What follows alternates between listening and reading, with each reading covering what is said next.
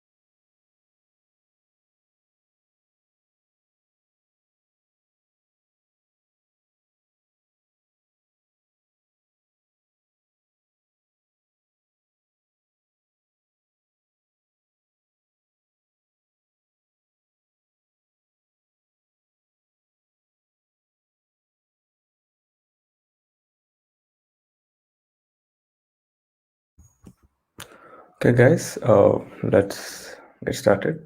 So first off, I would like to thank everyone for taking out time on a Sunday morning. I'm sure everyone would have was probably asleep or uh, would have been it's probably annoying to attend an event on a Sunday morning. But I'd like to thank you once again for joining us today. And in today's event, we'll be talking about the end-to-end process of a machine learning project. That is, we'll be talking about how you would pick up data for your models, how you would train your models, and finally, how you would actually deploy models into production. I am Rishit Bhaumik from the machine learning team, and here along with me are Chakita and Supreet, who will be taking over from now. Chakita, over to you. Thank you, Rishit. So, in today's session, we'll be looking into basic regression models, that is, linear regression and logistic regression models. We'll be implementing these models using a library that is called scikit-learn. And then we'll move on to making a backend API for a model using Flask. We'll also be looking into how to make the front end using your HTML, CSS, JavaScript, and finally we'll be deploying this model to Heroku. So now let's just start it. So, all of you might have probably heard of machine learning or at least have a vague idea of what it is. So, machine learning basically deals with building systems and algorithms that can learn from the data you give it and make predictions or decisions from the data without being explicitly programmed to do so. So, based on the kind of input you give to the model, machine learning can either be supervised or unsupervised. So if the training data is labeled, that is, if you have the correct answer for each observation that you want to predict, it is called supervised learning. Basically, supervised learning is where you have input variables X and an output variable Y, and you're trying to use an algorithm to find an approximate function that maps the values of X to Y. So this process is called supervised learning. But not always you'll have the correct answer to all the observations in your data set. Some tasks, for example, grouping news articles based on the topic they belong to, and say you don't have information about which topic each article belongs to beforehand. So these kinds of tasks where you do not know the target values beforehand are called unsupervised learning. Here, the goal of the algorithm is to look for hidden patterns in the data and find structure in the data that you give to the model. So, for example, let us look at this data set. Shown here is a portion of the Boston house price data set. So, the last column that you see is median price of a house in Boston. So, as you can see, it is a continuous value. And our aim here is to build a model that can predict this price based on the values of the other columns. So in this data set, each row corresponds to a single observation and each column corresponds to a feature in the data set. And the last column corresponds to the target variable or the Y variables in our data set. And all the other columns except the last column are the X values of our data set. So in this case, since we are trying to predict a continuous value, we say this is a regression problem. Take another example. So shown here is a portion of the iris dataset. So over here, the target variables are discrete. So each of the three values, 0, 1, and 2, correspond to three different classes of iris flowers, setosa, versicolor, and virginica. So over here, our aim is to build a model that can classify the flower based on the measurements of its sepal length and width and petal length and width. Since over here we are trying to predict a discrete value, this problem is said to be a classification problem because over here we are trying to give the model an input and the model should classify the input into one of the classes. So as opposed to the previous example where we had to predict a continuous value. Okay, so before we take a deeper look into the different models, here are some of the notation we will be following.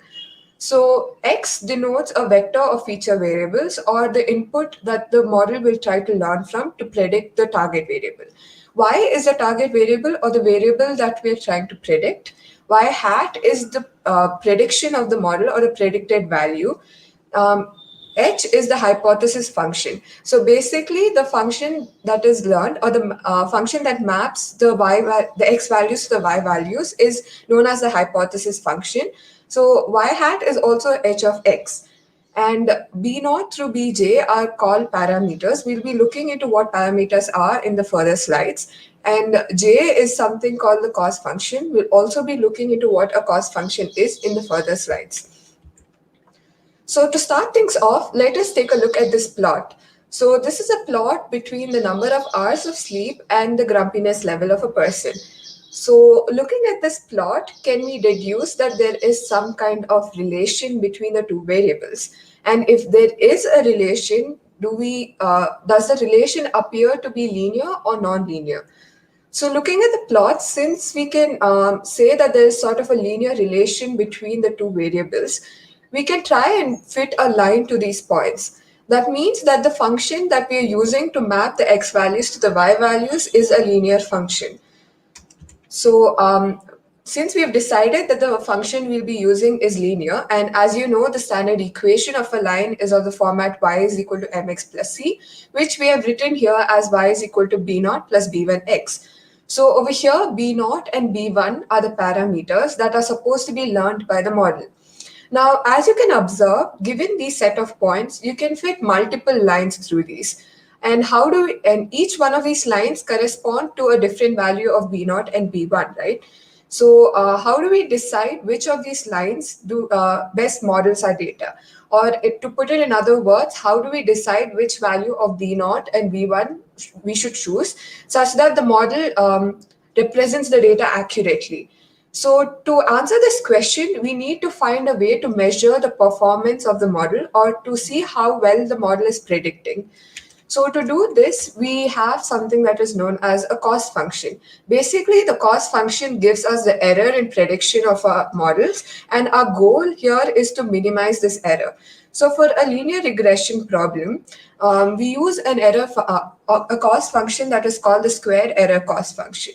So essentially what this function does is it measures how far off your predicted values are from the actual values, and we square this difference because if we do not square it, there is a chance that the error might get cancelled out, which we do not want. So we want to have the complete effect of all the errors, so we square the errors and we take an average of these errors over our entire data set. Now there is also an additional half term over here which doesn't really affect the equation in any way because it is just there for convenience sake. So when we differentiate this function, the 2 in the square term and this half get cancelled out. So it's just there for convenience sake. And essentially this function is just taking an average of the square errors of between the prediction and the actual value. Now, our goal here is to minimize this error to get the best model we can get. So how do we minimize this error? An optimum way to minimize this error is by using an algorithm that is called gradient descent. Now, I won't be delving too much into the math behind gradient descent, but essentially what goes on in gradient descent is we start at a random initial value for the parameters over here B0 and B1, and we keep finding the gradient at each step, and we move along in the direction of the steepest gradient at each step till we reach the minimum. So we keep updating the values of the parameters till we reach the minimum value for cost. Now as you can see, the plot between the cost function and the parameters turns out to be a parabola if it's in 2 dimensions and a paraboloid if it's in 3 dimensions, and so on. So now after we plot the cost versus the parameters, we see it's a parabola, and we start at a random initial value, we find gradient at each step, and we update the parameters based on the gradient. Now, we multiply the gradient by a number that is called alpha, or the learning rate. So alpha basically controls how big the step you take towards the minimum will be. If you have a very large value of alpha, then you take larger steps, but you also run the risk of overshooting the minimum. If you take a very small value for alpha, it might take a very long time for your model to converge the minimum. And here, alpha is a hyperparameter. It is not a parameter that is learned by the model, but it needs to be provided as an input to the model. An analogy to understand the gradient descent algorithm intuitively is to think of the cost function as a hill, and the aim is to reach the valley, which here is the minimum of the cost function. So to reach the valley, at each step, you take the path where the slope in the downward direction is steepest, right? So that is the intuition behind gradient descent. Now, I won't be deriving the minimum value for the linear regression function using gradient descent, but the way the cost function is minimized is using gradient descent. Moving on, since we've taken a brief look at how linear regression works, let's look at how logistic regression works. So as you can recall, in a linear regression problem, since the function is a line, the value that is output of this function is a continuous value. But in cases like classification problems, you want the value to be discrete. So to solve this, what we do is we pass the value of the regression function through a function that is called the sigmoid function. Basically, what the sigmoid function does is it takes in a continuous value as an input and outputs a value that is between 0 and 1. And now this value can be interpreted as a probability. So take a binary classification task. If the output of the sigmoid function is greater than 0.5, we can say that the predicted value for the input class is 1. And if it's less than 0.5, we can consider it to be of class 0.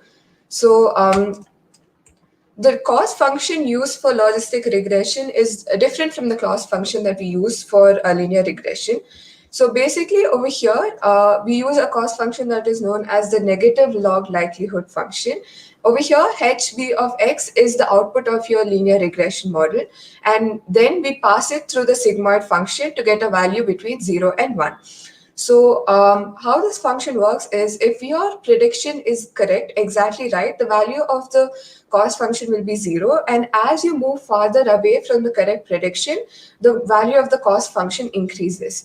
So for instance, take the case where the actual prediction is 1, and I mean the actual value is 1, and the model also predicts a 1. So then you have minus log 1, which would be 0, and that's the minimum of the cost function. Take in case the model predicts the complete opposite class of 0, then you have log 0, which would be infinite. And so in that way, as you like move farther away from the right prediction, your cost function approaches infinity. So over here in this graph, the x-axis represents the value that we predict, and the y-axis represents the cost that is associated with our prediction. Now we've taken a look at the basics behind linear regression and logistic regression. But in today's session, we'll be coding a multi-class classification problem. So over here, in this example, we've only considered 2 classes. But what if there are more than 2 classes? Then it would be a multi-class classification problem. So how do we solve a multi-class classification problem? So one way to do this is to use a one versus all classification strategy. Basically, how this works is we split the training set into 3 separate binary classification problems, and then we apply the same binary classification logic that we learned before. So essentially, we create a new fake training set where you have 3 separate binary classification problems. You take one class and you apply it as a binary classification against the other 2 classes combined. So hopefully now you have a basic idea of how these models work. So this was a very high level overview of how these models work. And so now we can look into how we can implement this model in code. So, right.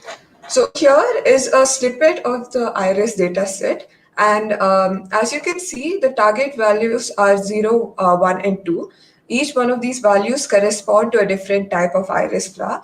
And the feature values, the feature variables are sepal length, sepal width, petal length, and petal width. Based on the values of the sepal length, width, and petal length and width, we are trying to build a model that can classify the flower into one of the 3 classes. So over here, I've plotted a scatter plot between the petal length and the petal width for the iris data set. And I've clearly 3 classes. And our aim here is to try and build a model that can sort of fit a line that separates these 3 classes from each other. So the the logistic regression model forms a straight line as a decision boundary. So it is a linear model, and the boundary that it forms between the 3 classes will be a line. So if your data is not linearly separable, you might want to use a more complex model for such tasks. So let's just start coding our model now. So for coding the model, we'll be using the scikit-learn library. It's pretty convenient to use and very widely used because it has a wide range of inbuilt features, and it's pretty simple to use for a wide range of supervised and unsupervised learning tasks. And it also has a lot of inbuilt data sets, so it's convenient to use. So today we'll be using the iris data set, which is also part of scikit-learn and can be loaded fairly easily using the load iris function. We'll be making a classify model using the logistic regression model. So as I told you, the logistic regression model is a linear model because the decision boundary that it forms is a straight line. So we'll be importing it from linear models, logistic regression. Also, while doing a machine learning task, it's advisable to split your data set into training and testing. So why this is done is, even if your model performs extremely well on your training data, it might not perform as well on data it hasn't seen before. to check how well your model generalizes to data it hasn't seen before, we use a testing set. So in real life, basically, we want a model to perform well on data it hasn't seen before. It will be working with data that it hasn't seen before. So in order to test how the model will work on such data, we'll be using a testing data set. So to split our data into training and testing, scikit-learn has an inbuilt function that is under model selection that is called train test split. So we'll be importing that as well.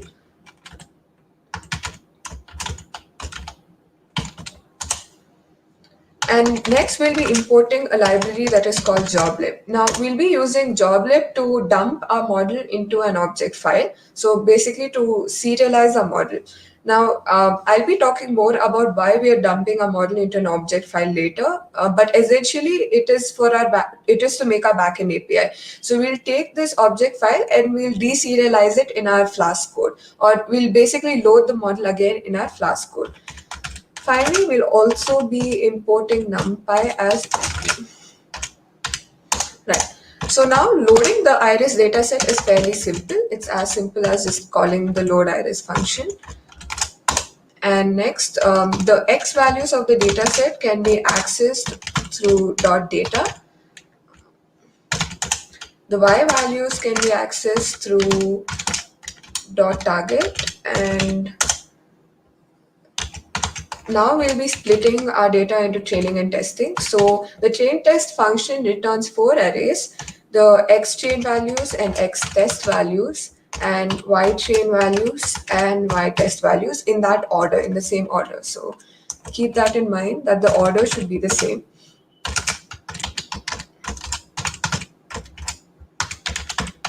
Now, as input to our train test split function, we passed our X and Y values, and also we need to specify the test size. So the test size basically tells the size of the test data set. So here it's 0.3, meaning 70% of our data will be used for training and 30% for testing. Next, we also pass in the random state data. So basically, since we are randomly splitting our data, and if you want to get back the same split of your train and test data, you can use the same seed and you'll generate the split. Next, we'll just initialize our model by calling the logistic regression function. Logistic regression.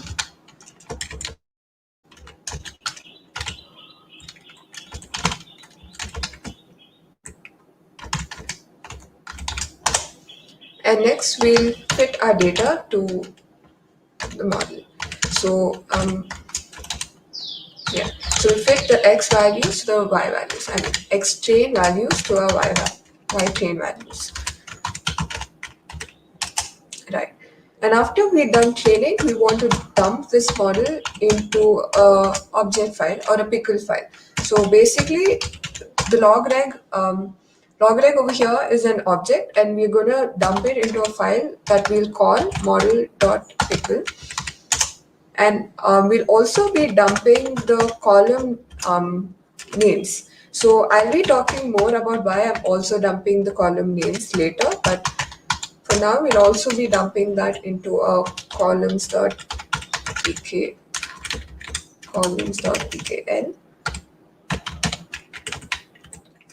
Right, and after this, let's also get a few predictions on our test data set. So predictions is equal to logreg. So to get predictions, you just need to call the predict function on your model.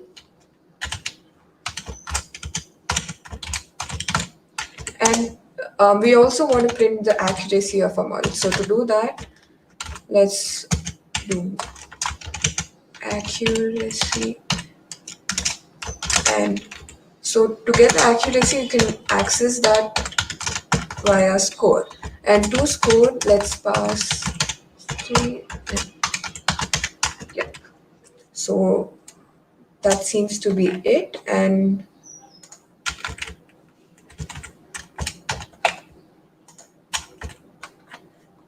yeah.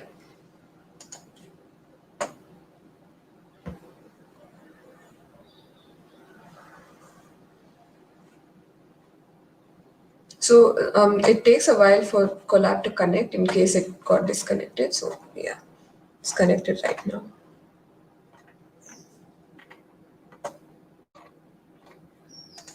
Okay, this is data sets.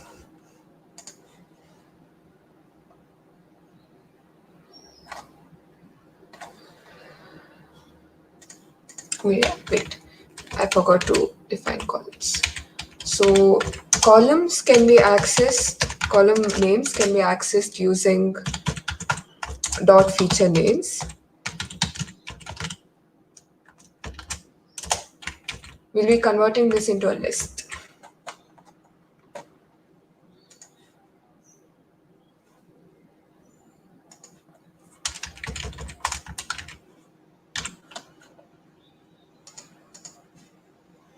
Yeah, so now you can see the accuracy of this model is 96%. The iris dataset is actually a very simple problem to solve. As you can see, it's linearly separable and there's not many values. It just consists of 150 samples. So yeah, so the accuracy will be pretty high on this dataset. So now, if you go here and look, you'll find that you have your model.pkl and columns.pkl. Let's download these files for now because we'll be using them to load our model in our Flask code when we are debugging it. So that's it for now. Let's look into the front end part for a while. Over to you, Supreet. Okay. Can you hear me? Hello. Yeah, we can hear you.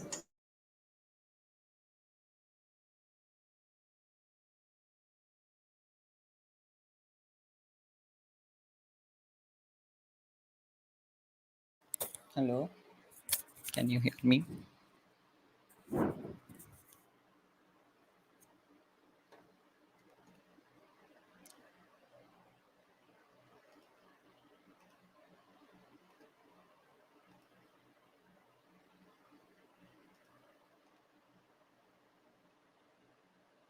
Okay.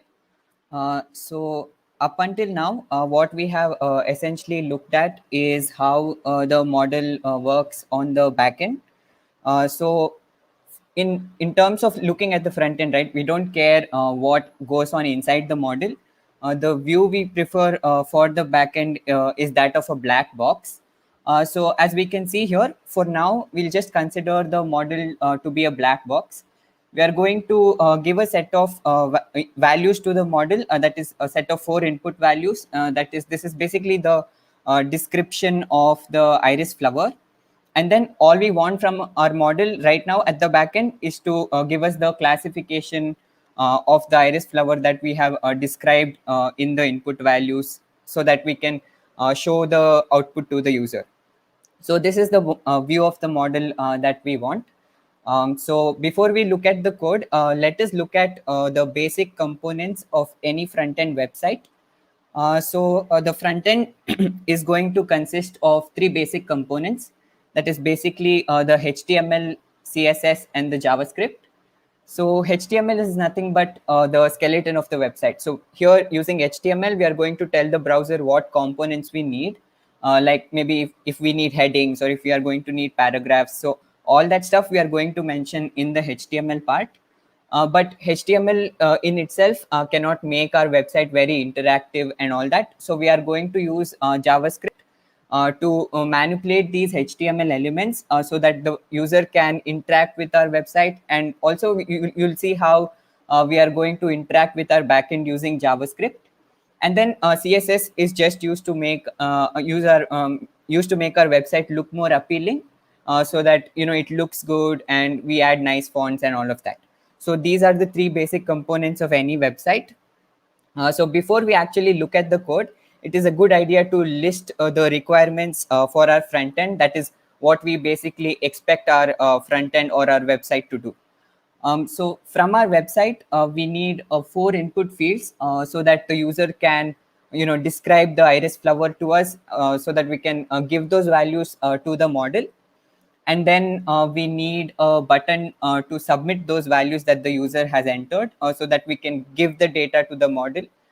And then as soon as we receive data from our model, we need a method of displaying those values back to the user. So these are the three basic requirements from our website. Once we have achieved all of this, we are basically done with our front end, and we can continue to host the website on Heroku or something like that. Okay. So now let us actually look at the code. So here, as you can see, we have two directories called as static and templates. So the purpose of making these directories is not because we want to structure it this way, but this has everything to do with Flask. So basically, when someone goes to a website URL, Flask has to give these HTML, CSS, and JavaScript files to the browser that the user is using. So in order to locate these files easier, Flask asks us to put the HTML files in these directories so that it can easily pick it up from there and give it to the user. Okay, so let us actually look at the HTML. So HTML is basically a markup language, right? So you're going to write text, and then you're going to mark it up with tags. So here we are writing this text called iris model, and we are marking it up with the h1 tag. So we are telling the browser that this is the heading for our website. So that is how HTML works. So here all of our HTML code is enclosed within this HTML tag. So this tells the browser that this is the HTML file that it is supposed to render when somebody clicks on our URL. Okay. So the HTML within itself contains the head and the body section. So the head section contains all the metadata that is related to our website. So it is generally used for search engine optimization and all that stuff. But for the purpose of this tutorial, we're not going to do any of that. So here we are just linking it up with the style sheet that we are going to use. So this is the relative address of the style sheet that we have in order to make our website look better. So that is the head tag, and then we have our body tag. So the body tag consists of the entire content that is displayed on the website when somebody views it. So inside our body tags, we have the heading. As I told you before, this is the main heading of our website. And then we have a div. So basically a div is a container. So it, you can put a lot of HTML elements inside divs. So it makes it easier to style elements, and it makes it easier to make the website more interactive using these divs. So as I said, the very first requirement that we have is we need 4 input fields. So we are going to have these 4 input fields here. So as you can see, we have 4 input fields, and each of these input fields have a unique ID. So the purpose of IDs in HTML is basically to uniquely identify each element that we have given or entered in our HTML. So the ID of val1 will be used to identify this input field, and val2 will be used to identify this input field, and so on. So we need 4 of these input fields. So as you can see, we have 4 divs, each of which contain a label for the input field, so that the user can basically enter the sepal length, sepal width, or the petal length and petal width. And then we have the actual input field, so that we can collect the data from the user, so that we can give it to the backend. So that is our first requirement. So we have essentially fulfilled our first requirement, that is having 4 input fields. Next thing we need is a button to submit those values. So as you can see, we have defined this button here. So this button contains an ID of sub.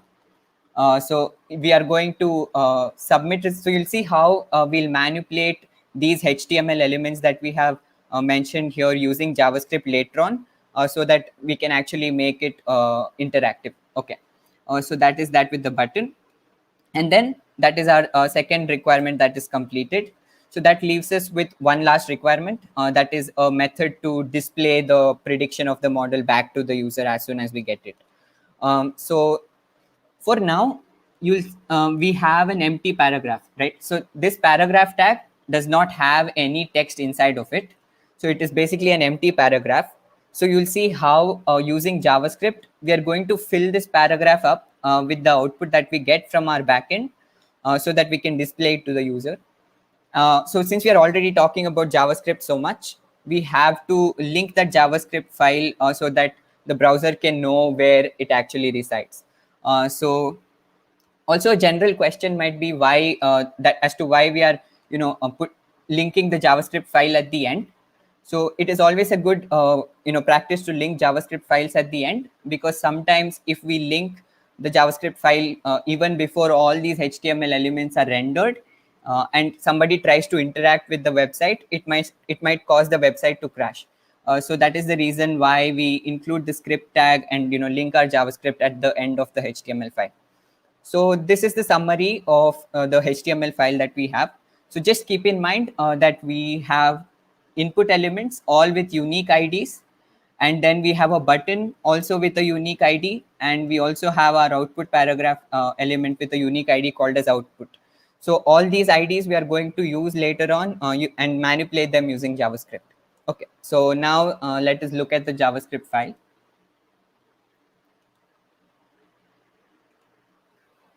Okay, so here we have our JavaScript file. So all of this is a function. So before we look at this function, there is one line of code we need to focus on. So it is this line. So basically what this line does is, as I told you, we have unique IDs for each element. So this line basically grabs that element. So this grabs the button that we had put in our HTML, and it tells the browser that, hey, if somebody clicks on that button, trigger this function that we have referenced here. So the definition of this function is here. So what this function contains the entire summary, or how we interact with our backend, and all that stuff is in this function. So this function is responsible for making our website interactive. So again, we are going to grab all those input field values. As I told you, we have unique IDs for those values. For those input elements, and we grab those input elements, and then we see their value, and these values would have been entered by the user, right? So this is how it would generally look. So we are going to grab these elements values using this line of code, but these elements are strings by default. So before we can feed them to the model, we need to convert them to numbers. So these 4 lines of code perform exactly that. So we are going to grab those input value elements, and then we are going to read what is typed inside of it. So now we have the input values that we have to give to the backend. So before we can actually give it to the backend, we need to convert it to a JSON format. So typically we need a standard between our front end and our backend so that they can exchange information in a good way. So we use a JSON object. So a JSON object is nothing but a set of key value pairs. So here we have collected the 4 input values that the model requires us to, and we are going to convert that to a JSON object. And then we are going to tell HTTP that, hey, the values that we have is a JSON type. So we have the HTTP request ready with us. So all we need to do is to give this value to our backend so that it can give the output back to us, and so that we can display it to the user. Okay, so this fetch function does exactly that. So you see here that we use the predict route. So we haven't covered the entirety of the backend yet. So all you need to know at this point is that this is a route. So what routes basically are is that you generally you would have seen in URLs that you have routes like this. So a route is basically where our machine learning model resides in the backend. So you'll see more on routes while we cover the backend. So for now, all we need to know is our machine learning model resides in this route on the server or the backend server that we have. And we are going to give all the data that we have collected through our website to our model. And then after this function call, the model essentially processes it, and then it gives the output or whatever prediction it has back to us. So after this line, we have the prediction in this variable that we have here. So again, since we have defined JSON as a standard to interact between the front end and the back end. We need to convert the output that the model has given to us to a JSON format. And then as soon as we have converted it to a JSON format, all we need to do is that, okay, so we know that the model will give us an output of 0, 1, or 2, depending upon the class of iris flower we are looking at. So all we do in these lines is that we see what the output is, and we are going to set the class of iris flower to that variable. So if the model gives us this output, we are going to set the display or the output that we are going to give back to the user for this class. Okay, so that is that with these lines. So we also have the output with us right now. So the only thing that is left is to display this to the user. So remember how I told you we have an empty paragraph element that has no text inside of it. So we are going to grab that paragraph element with this ID, and then we are going to set the text inside of it to whatever prediction the model has made, so that the user can see it. So here basically we have the empty paragraph element somewhere over here. So as soon as somebody enters values to the model and clicks on the button, we expect it to show the results to us on the front end. So that is the summary of the website or the front end. So we have only one thing that we have left to look at is the CSS. So we are not going to look much into CSS, because all we need to know about CSS for now is that it is used to make our website look better, and it is used to add background images or add fonts. So or add all these images that we have mentioned here. So as you can see, we have filled that paragraph up with the output that is expected. So for these input values, this is the prediction that the model has given us. So that is essentially what we are achieving using JavaScript and HTML together. All these headings, all these fancy styles that we have entered here is using CSS. So you're free to look at this code, because it is it will be shared with you later. So I don't want to delve much into it for now. So we have found a way to interact with our backend. So before we actually talk about it, I want to give you all a disclaimer that the CSS that is here is not very it's not up to the standard. So if you try to access this using your mobile or something like that, it is not going to look as good as it looks on desktop. So you can add more CSS to this and do all that stuff so that you can try it out as an assignment. So yeah, I'm going to hand it over to Chakita now. So before I do that, if you have any questions, I can answer them in the comments.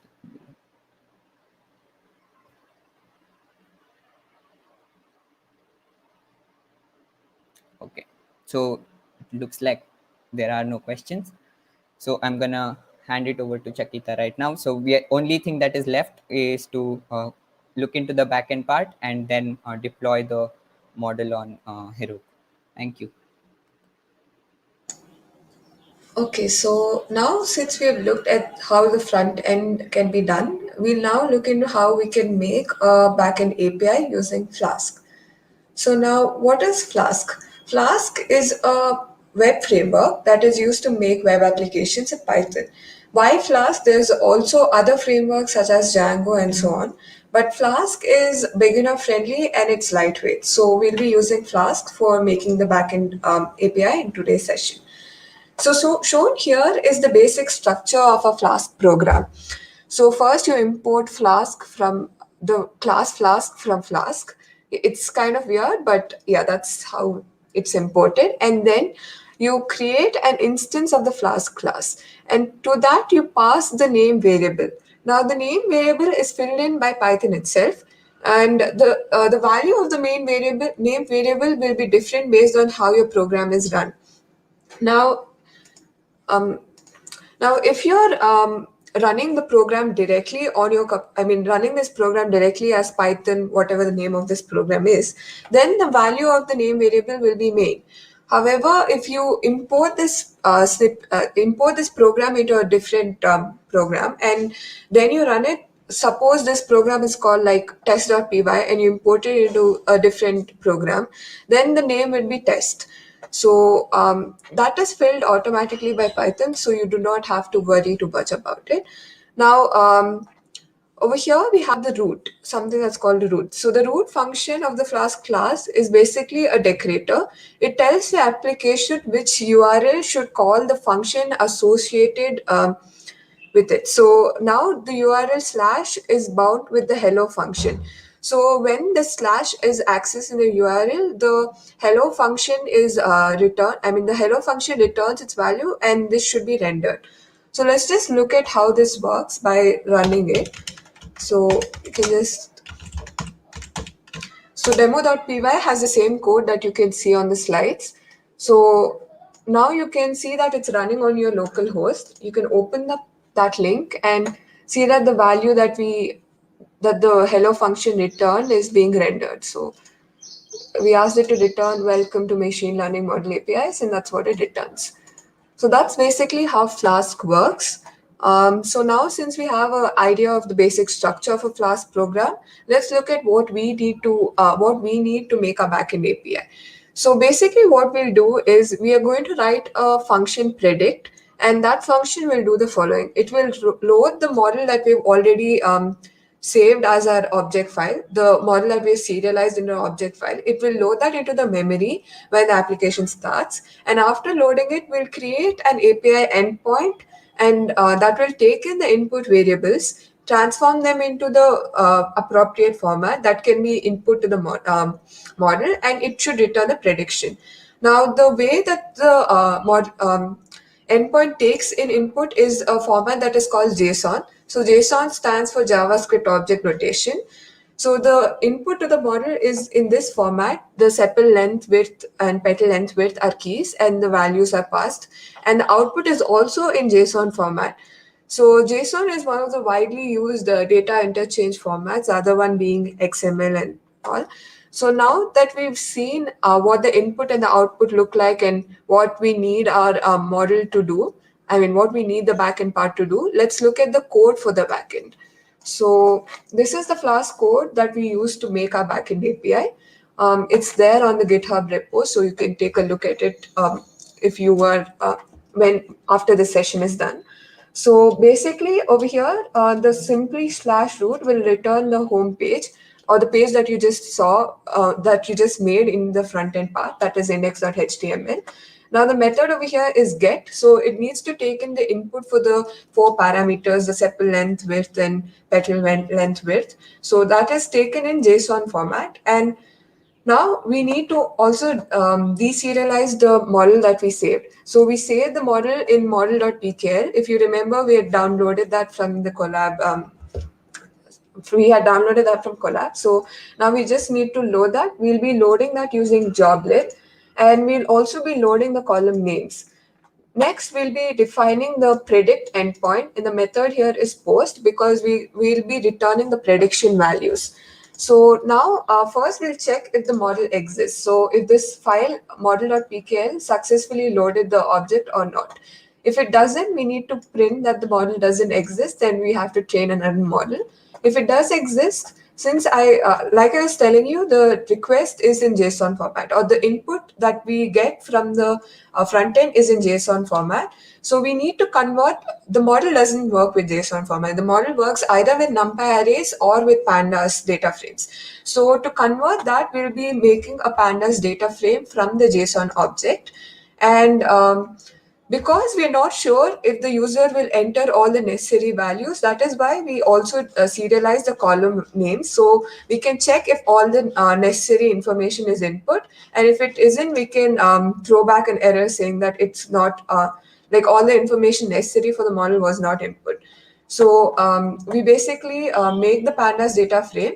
And then the prediction is, we'll convert, the prediction is actually a NumPy array. We'll be converting that into a list. And then we'll convert that list into JSON format because the front end, the prediction is sent to the front end in JSON format. That is what JSONify does over here. So in case there is an error in executing, in taking the request and returning the response, we need to catch that error, and that's why we have the try except a block over here.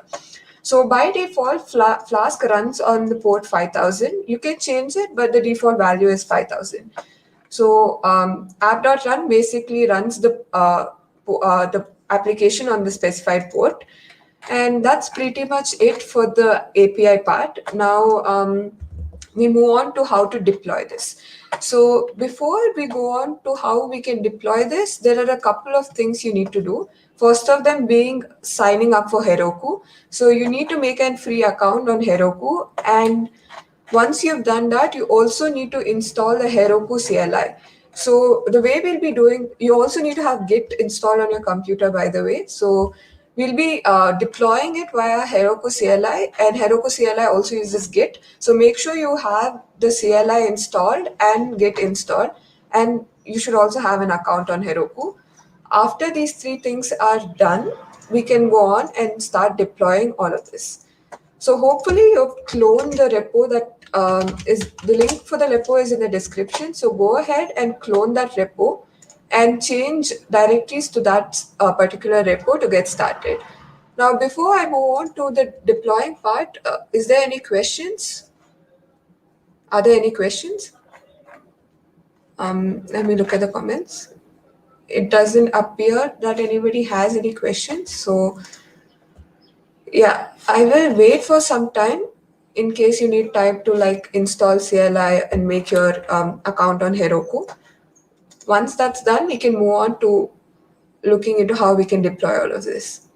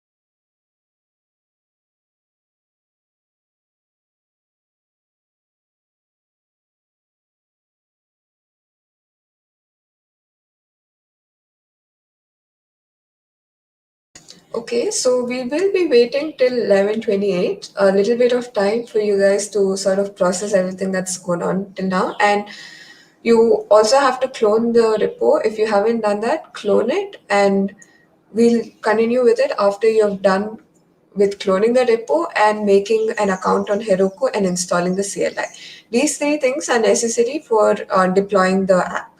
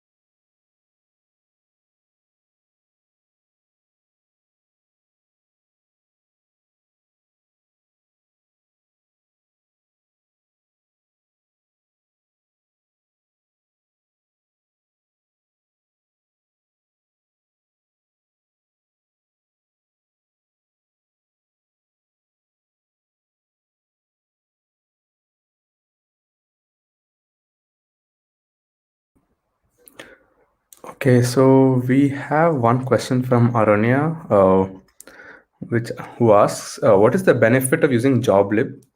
Could we have used the pickle module that is included with the Python standard library as well?"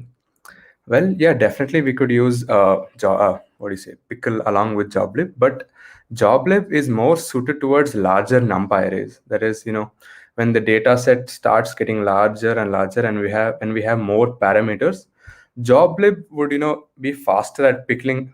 Okay, not pickling, but writing it into memory, and it would be faster in deserializing as well. I hope I answered your question, Arunya.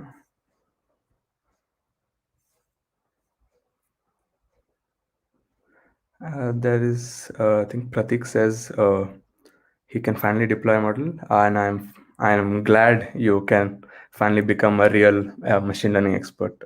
We are here for you.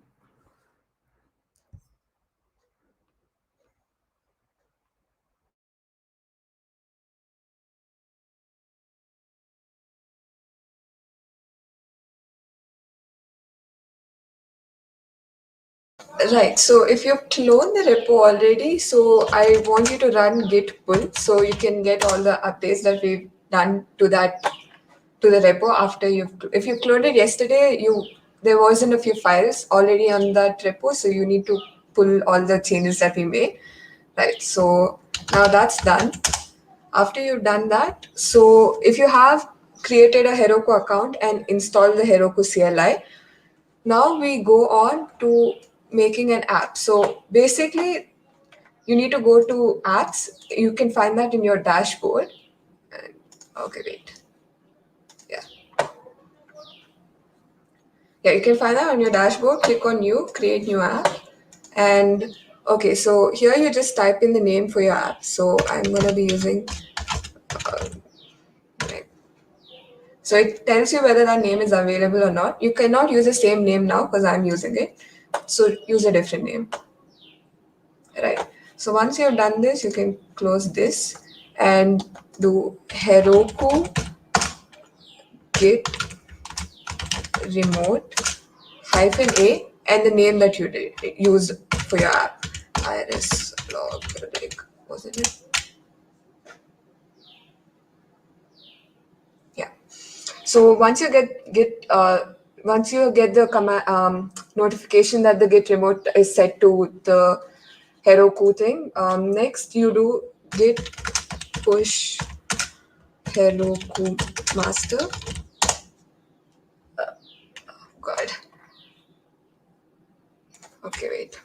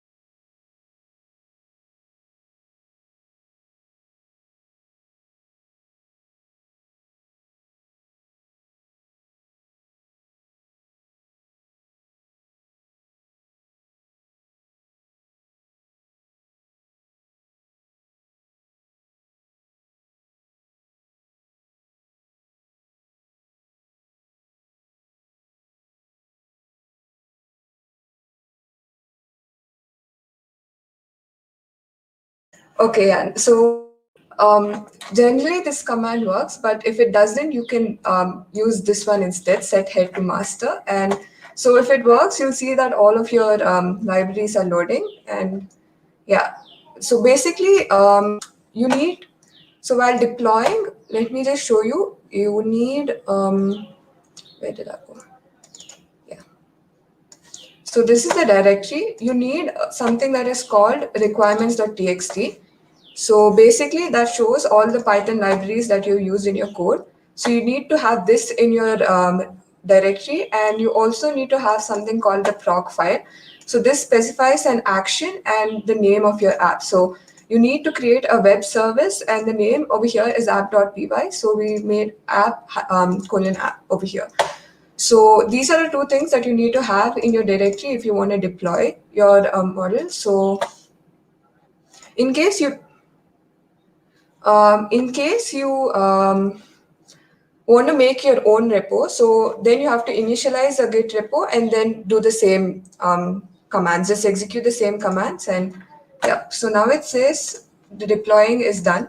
So verifying deploy done. So now this is the URL. So you can open the link and you see this is the model. So now we just have to enter stuff.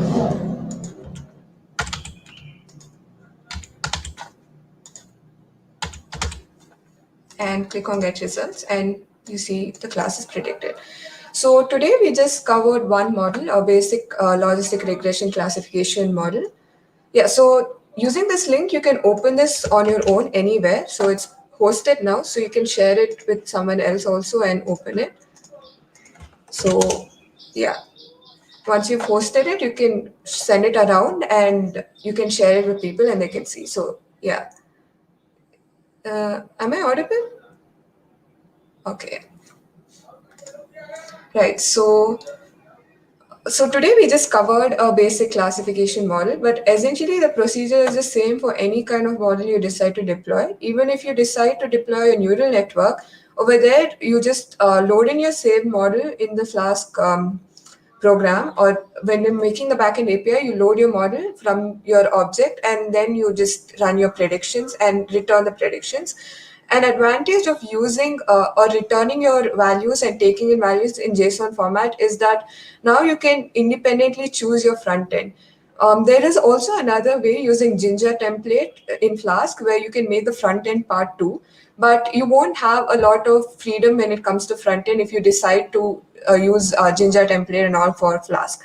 So making it a JSON response actually gives you more freedom to choose whatever you want to use for front end. So yeah, that's pretty much it for today's session. I hope you liked it, and yeah, that's it from me for today. Yeah, thanks, Chakita, for the wonderful explanation of the backend and the deployment part.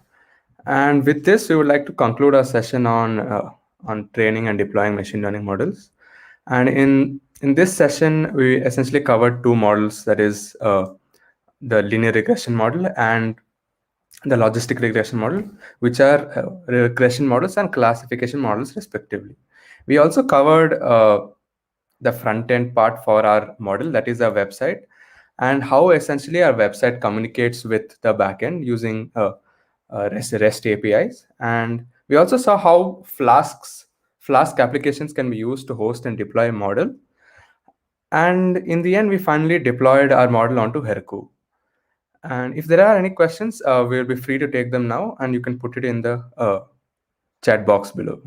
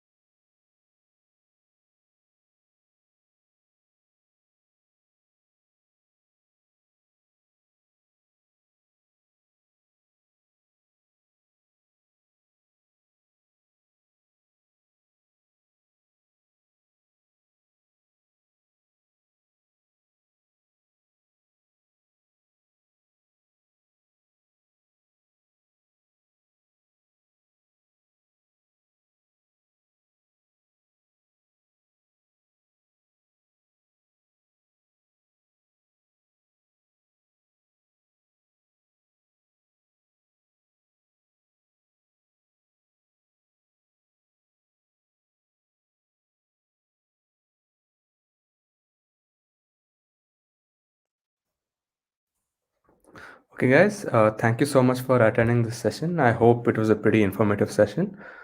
And with this, we'll be wrapping up our our event, that is training and deploying machine learning models. And we hope to see you soon in our further events. Thank you so much.